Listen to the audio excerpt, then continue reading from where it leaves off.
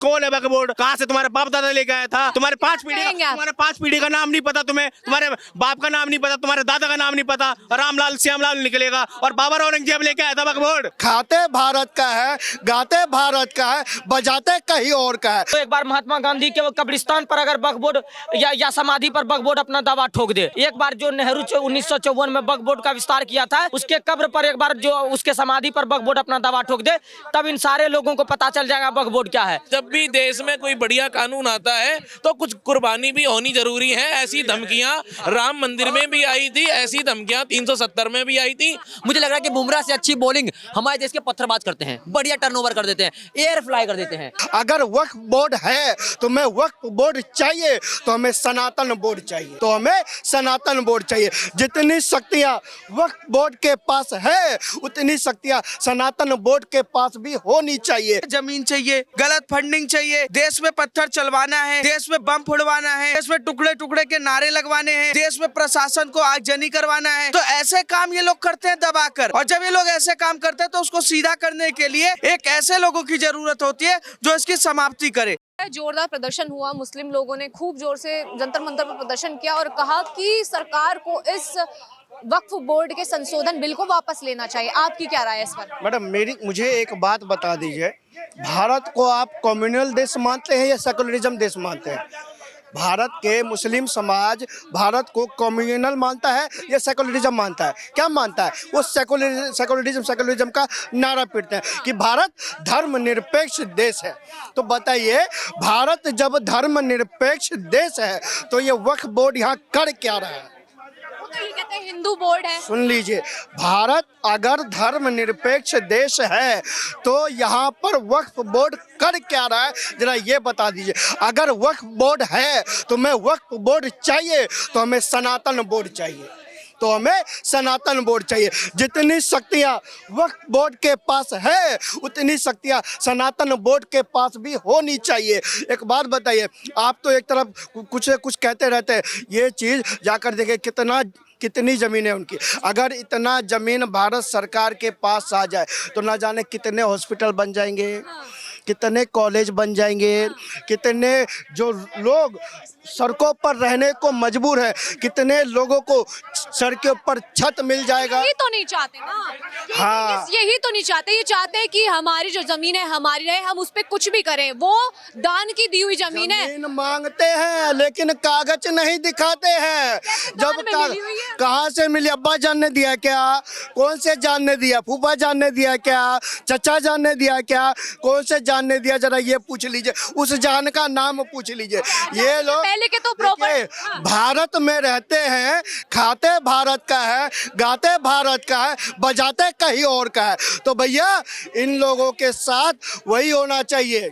इन लोगों के साथ क्या होना चाहिए? देश के प्रधानमंत्री को सख्त होना पड़ेगा और कानून लाए, चाहे सीए हो, एनआरसी हो, और पुरजोर तरीके से लाए। अगर मोदी जी जरूरत पड़े तो लट भी तैयार रखिए। अनुज चौधरी जैसे ऑफिसर की कमी नहीं है भारत में, और अगर कमी हो तो भर्ती खोल दीजिए। हम लोग तैयार है भर्ती होने के लिए, आप केवल कानून लाने की तैयारी कीजिए। ये कह रहे हैं कि आप देखिए कि मुस्लिम तो विरोध में नहीं है बिल्कुल भी, आप लोग विरोध में। आप समझाइए थोड़ा सा उनको कि ये वक्फ बिल जो है इसमें संशोधन होने की जरूरत क्यों है? कहते हैं ना कि अब क्या बोले, गधा पाल लो बकरी पाल लो पर गलत फैमिली मत पालो। अपने को तो यही कहना है, गधा पाल लो बकरी पाल लो लेकिन गलत फैमिली मत पालो। कुछ लोग गलत फैमिली पाल के बैठे कि अब मोदी कमज़ोर हो चुका है। मोदी पहले से ज़्यादा 3 गुना ज़्यादा शक्ति से अब काम कर रहा है, और जब संसद में बिल आएगा वक्फ बोर्ड का तो बिल बिलाएंगे, छाती पीटेंगे, थाली बजाएंगे और बाबा साहब की फोटो भी ये लोग चमकाएंगे। लेकिन उसी बाबा साहब के संविधान से मोदी जी जो तुमने गलत बिल ला रखा है उस बिल को खत्म करेंगे, क्योंकि बाबा साहब के संविधान में कोई वक्फ बोर्ड जैसा कोई बोर्ड था ही नहीं। ये लोग तो एक टेम्पररी बोर्ड, इन्होंने एक कुछ परिवारों ने, राजनीतिक परिवारों ने अपने फायदे के लिए, वोट बैंक बढ़ाने के लिए वो बिल लाने का काम किया, इसके अलावा कुछ नहीं किया। विपक्ष मौजूद है इस पूरे जो प्रदर्शन में, विपक्ष की अहम भूमिका रही, न्योता भी मिला। कई जो मौलाना है, बड़े बड़े उलमा हिंद हो गया, जामियत हो गया, ये सब आए, लेकिन एनडीए और एनडीए से जुड़ी हुई अन्य पार्टियों को निमंत्रण भी नहीं दिया गया। क्या सोच के नहीं दिया इन्होंने निमंत्रण? देखिए, दे चाहे ना दे, ना हम उनको बुलाते, ना वो हमें बुलाते, तो उनसे हमें हमारा कोई वास्ता नहीं है भैया। हम तो अपने बलबूते जीते हैं। सनातन की शक्ति एक हो चुकी है ना। वो जो जातियों में बांटने की बात करते थे, एक तरफ हमें जातियों में बांटते थे, दूसरी तरफ एक धर्म को पूरे धर्म दिखाने का काम करते थे, तो वो जब समय चला गया, अब हिंदू समाज, सनातन समाज एक है और एकता के साथ, प्रचंडता के साथ खड़ा हुआ है और उनकी ईंट से ईंट बजाने को तैयार है। ये वक्फ बोर्ड की बात करें तो ये मुस्लिमों ने वक्फ बोर्ड की मांग रखी है कि इसमें संशोधन ना हो। अब जब वक्फ बोर्ड है तो हिंदू बात कर रहे हैं कि सनातन बोर्ड हो। क्या देश में बोर्ड का जवाब बोर्ड ही होगा? क्या इन बोर्ड को खत्म करना नहीं चाहिए क्या?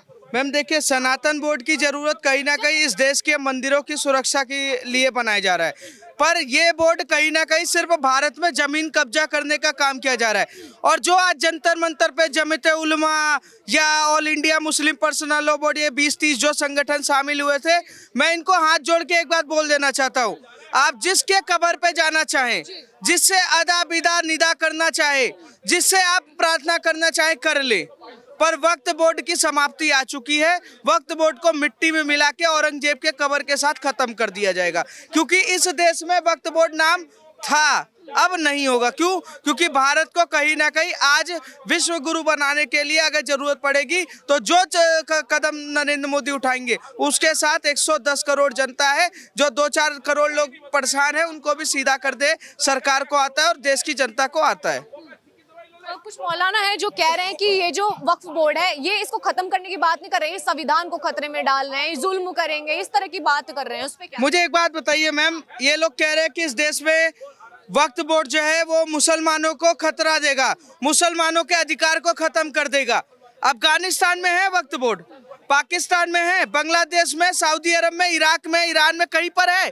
कहीं पर भी नहीं है। कुरान में है ऐसा कोई लॉजिक? हदीस में है? कहीं भी नहीं है। कहीं भी ऐसा कुछ नहीं है कॉन्सेप्ट। जो कहीं नहीं हो सकता वो भारत में हो सकता है, और वो कौन कर सकता है?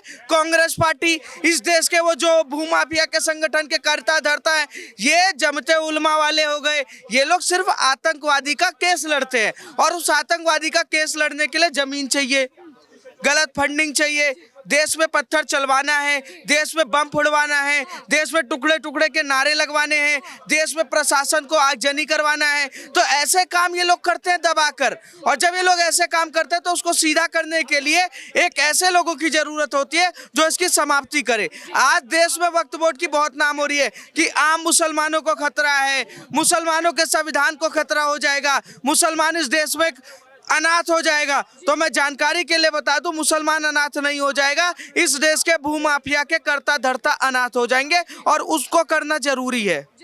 आप क्या कहेंगे? जो मुस्लिम लोग हैं उनके अंदर ये भय हो चुका है कि सरकार उनकी जमीन को कब्जा लेगी, उनके कब्रिस्तान को कब्जा लेगी और अपना प्रेशर बनाएगी। आप देखें जिस तरीके से मंदिर ट्रस्ट का जो दान है वो सरकार ले लेती है, तो उनका भी यही डर है कि जो सरकार है उन सबको इनरोलमेंट कर लेगी तो उनका भी जो है पैसा अब सरकार के पास जाएगा, इसलिए वो इस चीज का विरोध कर रहे हैं। मैडम, विरोध इस करके वो लोग कर रहे हैं ताकि मुसलमानों के जो बड़े बड़े भूमाफिया हैं, जिनकी अपने बड़े बड़े उसके अंदर मॉल बने हैं, जिनकी बड़ी बड़ी वो फंडिंग ले रहे हैं, उस फंडिंग से गरीब मुसलमानों को तो रोड पर ही रखा है, लेकिन अपने बच्चों को विदेशों में, कोई हार्वर्ड में पढ़ा रहा है, कोई कैम्ब्रिज में पढ़ा रहा है, कोई कहीं पढ़ा रहा है। उनको सिर्फ इस बात का डर है कि जिनसे उनका वोट बैंक था, जिनसे उनकी अभी तक रोटियां चल रही थी, वो रोटियां खत्म हो जाएंगी, इस करके वो रो रहे हैं, और कोई भी कारण नहीं है उनके रोने धोने का। कह रहे कि अगर जबरदस्ती से बिल पारित किया ना तो अंजाम भी आप देखिए उच्च स्तर तक जाएगा। हाँ, तो देने दो, कुर्बानी क्या हुआ है, देश के लिए कुर्बानी दें, वक्फ बोर्ड खत्म करें, 10-20 कुर्बान हो जाएंगे तो बहुत बढ़िया है। जब भी देश में कोई बढ़िया कानून आता है तो कुछ कुर्बानी भी होनी जरूरी है। ऐसी धमकियां राम मंदिर में भी आई थी, ऐसी धमकियां 370 में भी आई थी। ऐसी धमकियां देने से क्लास में कोई बच्चा ये कह दे कि मैं याद करके नहीं आऊंगा, तो क्लास टीचर ये नहीं कहता कि ये उसका जबरदस्ती टेस्ट लेना ही पड़ता है ताकि पता चल सके उसने तैयारी कितनी की है। और सरकार के सामने ऐसे बहुत सारे उर्दंग बच्चे आते रहते हैं जो कहते रहते हैं हम ये करेंगे वो करेंगे, उस डर से कोई स्कूल बंद नहीं हो जाता, कोई इंस्टीट्यूशन बंद नहीं हो जाता। मोदी सरकार को ये हस्तक्षेप नहीं करना चाहिए। ये वक्फ बोर्ड खत्म ही कर देना चाहिए। किसी अन्य देश में क्यों वक्फ बोर्ड नहीं है, मुझे एक बात समझाओ। कोई अन्य देश में कौन सी ऐसी कंट्री है जहां वक्फ बोर्ड है? ये भारत ऐसा पहला देश है जिसने मुसलमानों को जमीन भी दे दी, उनकी जनसंख्या से ज्यादा जमीन दे दी। उसके बाद भी पाकिस्तान में कोई बैठा व्यक्ति ये कह दे कि दिल्ली के पालिका बाजार में फला नंबर मेरी बिल्डिंग है, वो हम वक्फ कर रहे हैं, वो तुम्हारी हो जाएगी। ये कहाँ का संविधान है, कौन सा नियम है? इस कांग्रेस ने इस देश को न जाने कितना बर्बाद किया। शुक्र है 14 में मोदी जी ने बचा लिया, नहीं 35 तक हमारा भी इस्लामीकरण होने की तैयारी में था। हम बोल भी नहीं पाते और हमें भी चोटी की जगह टोपी पहननी पड़ती। हिंदुओं को जागृत होना होगा। अगर ये वक्फ बोर्ड ना खत्म हो तो हिंदुओं को रोडों पर आना चाहिए। जिस प्रकार से मुसलमान आज बैठे कि वक्फ बोर्ड में हस्तक्षेप हो रहा है, अगर ये वक्फ बोर्ड खत्म ना हो तो मेरी आपके चैनल से अपील है कि भारत का जिस प्रकार से हर एक हिंदू कुंभ नहाने गया था, ये कुंभ से ज्यादा पुण्य देने वाला है। हर एक हिंदू घरों से निकले, नहीं तो उनके घरों के पास रहने की जमीनें नहीं बचेंगी। अभी भी समय है, घर से हर एक हिंदू निकले। जैसे कुंभ में नहाने गया था, वैसे वक्फ बोर्ड को खत्म करने के लिए घरों से निकले वो।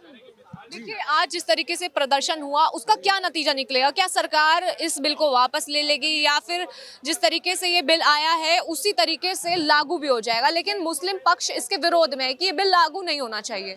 नहीं, हम तो सारे सनातनी ही ये चाहते हैं कि ये भंग ही होना चाहिए। कोई जगह, कोई स्थान नहीं मिलना चाहिए। इसकी इस दुनिया में कहीं नहीं है। और यहाँ पर जबरदस्ती थोपा जा रहा है। ये ड्रैकुला, कांग्रेस की ड्रैकुला नीति थी।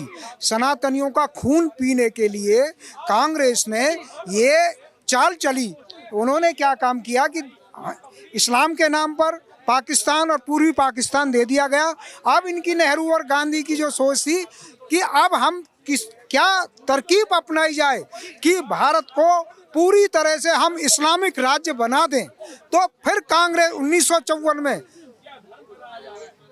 नेहरू ने एक चाल चली कि वक्फ बोर्ड को जो है का लागू यहाँ पर कर दिया जाए। 1900 ये सोचा समझा भारत में जमीनें वक्फ नहीं होती, दान की जाती हैं। ये भारत सनातन संस्कृति मानने वाला है। 1 अरब 97 करोड़ 39 उनसे पुरानी हमारी संस्कृति है। यहाँ वक्फ का कोई मतलब नहीं है। यहाँ चीजें दान की जाती थी। वक्फ तो जहाँ होती होंगी वहाँ होती होंगी। यहाँ की बात होती है तो वो भी तो यही कह देते हैं हमें दान में मिली है, हमारे पास कागज नहीं है। हर किसी पे कागज है। अगर मैं अपनी प्रॉपर्टी दान दूंगा ना किसी को, तो उसमें कागज होते ही होते हैं।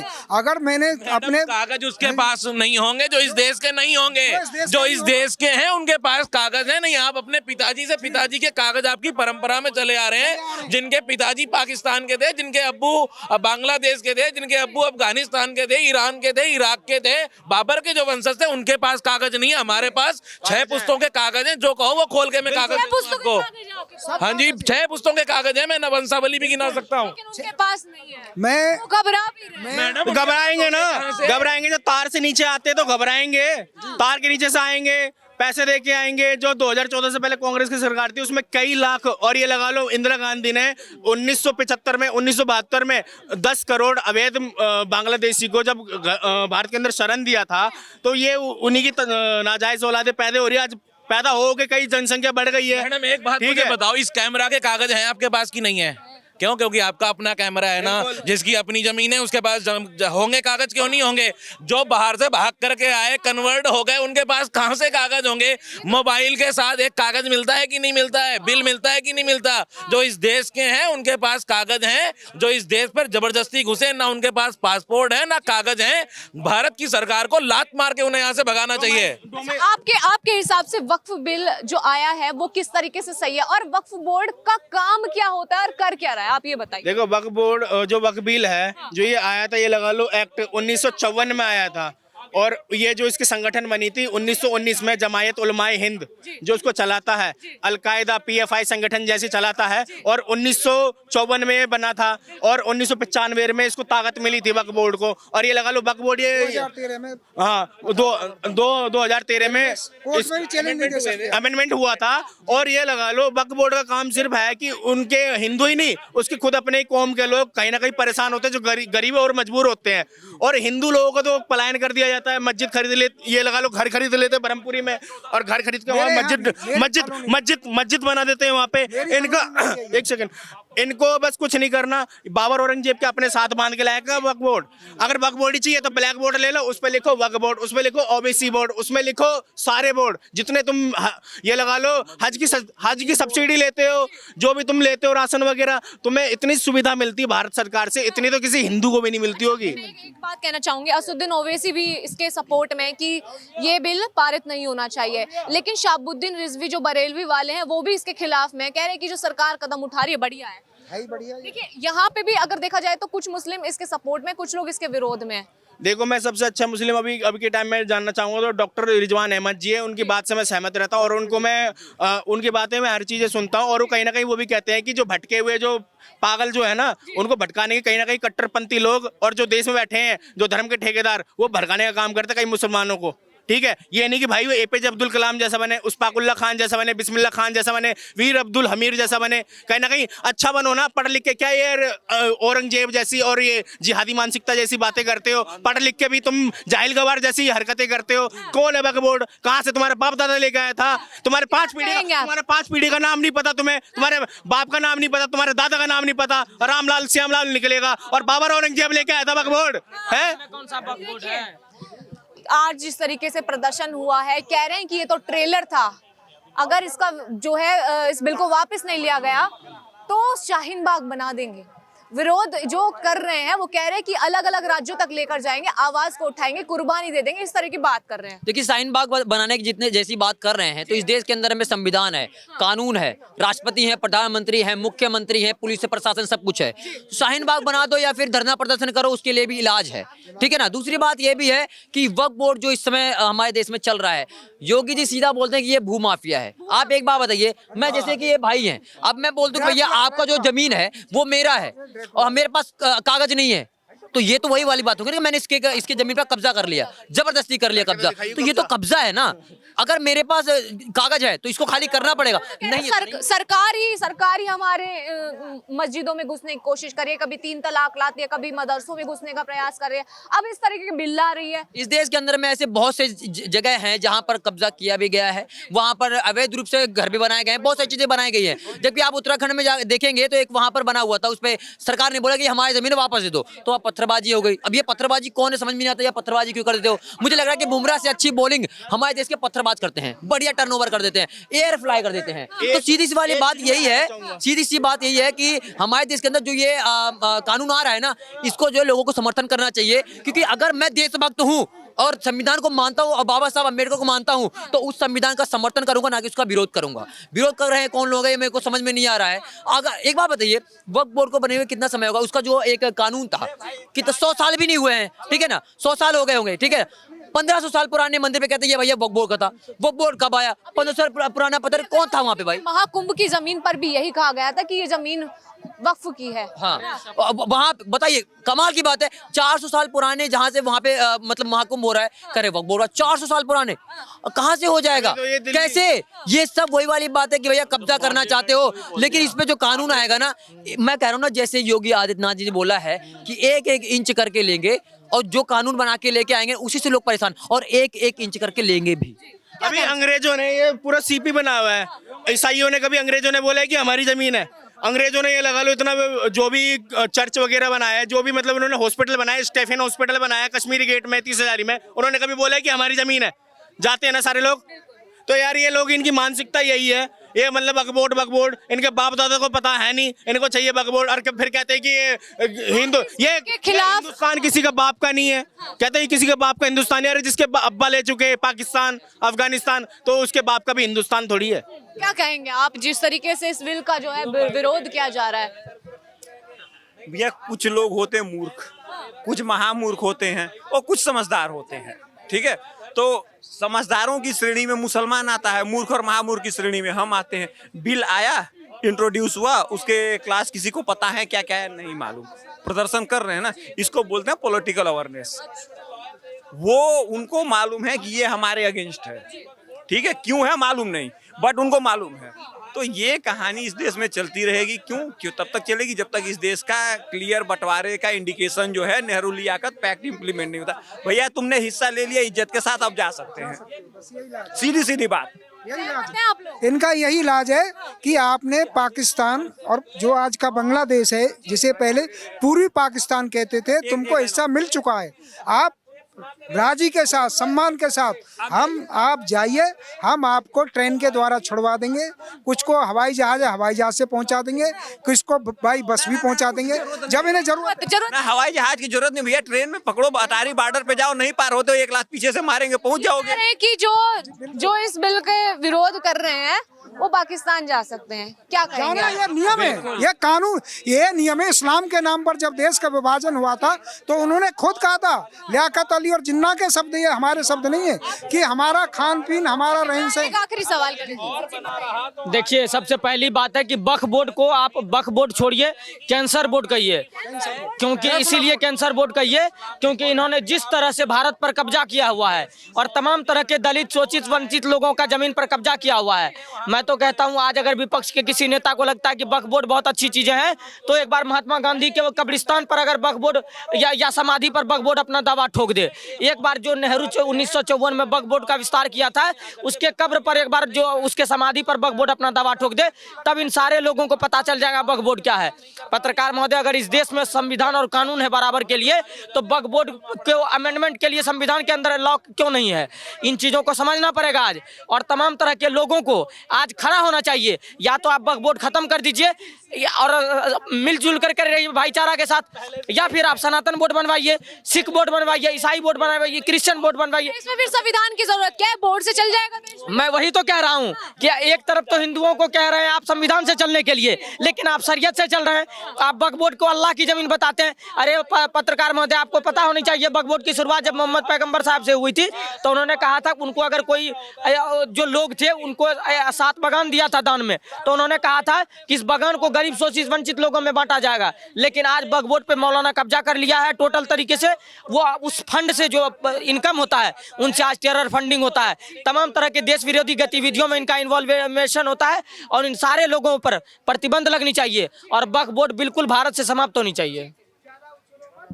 तो देखिए, लोगों से हमने उनकी अलग अलग प्रतिक्रिया जानने की कोशिश की। हालांकि लोगों का कहना यह है कि जो ये वक्फ बोर्ड संशोधन विधेयक जो पारित कर रही है सरकार, इसका जो है खुलेआम समर्थन करना चाहिए, क्योंकि जिस तरीके से वक्फ बोर्ड लगातार अपनी मनमानी कर रहा है, जमीनों पर जो है कब्जा कर रहा है, उसको लेकर के इन लोगों के अंदर भी कहीं ना कहीं रोष है, आक्रोश है कि सरकार जो कदम उठा रही है वो बेहद ही महत्वपूर्ण है और जरूरी है।